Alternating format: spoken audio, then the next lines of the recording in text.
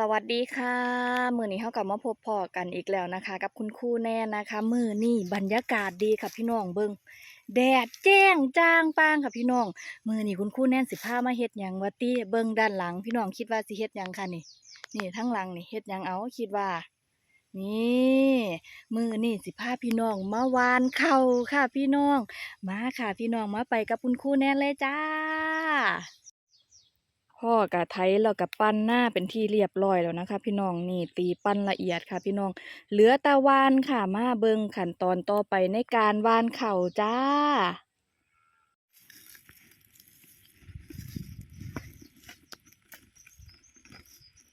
ได้ส่งไปตาเบิ่งนะแม่บ่ทันลงมาอยู่บ่เพิ่นเอาอันเฮ็ดให้ยายเพิ่นลงไป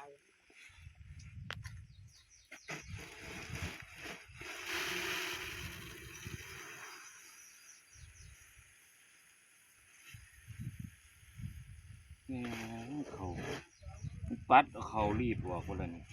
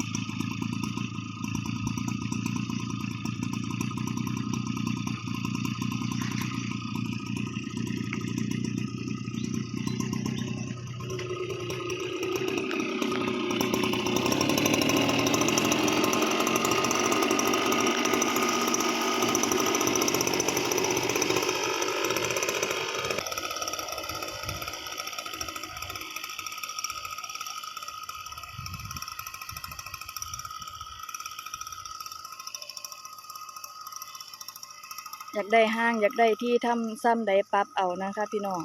มันจะมีเครื่องปรับ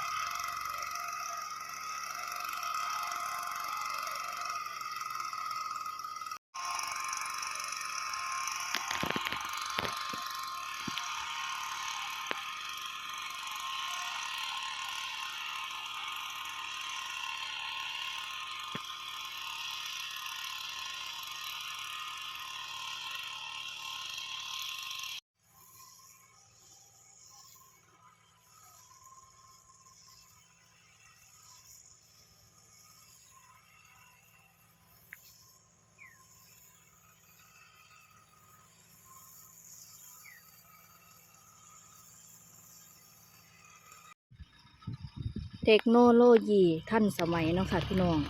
ตะวานเขาก็ใส่เครื่องเป่าเครื่องพ่นทุนแรงนะคะพี่น้องหลังจากที่เฮาวานเรียบร้อยแล้วเฮาก็สิมอบเขาเนาะค่ะนี่เบิ่งตะกี้ก็ใส่รถไถเดินตามหรือว่าสมัยตะกี้ก็สิใส่ควายไถนาเนาะค่ะมอบเขาอันสิซุมื้อนี่ก็ขับเคลื่อน4ล้อค่ะพี่น้องความสะดวกสบายในการเฮ็ดไร่เฮ็ดนาลดแรงคนลงนะคะแต่ว่าใส่เครื่องยนต์แทนค่ะพี่น้อง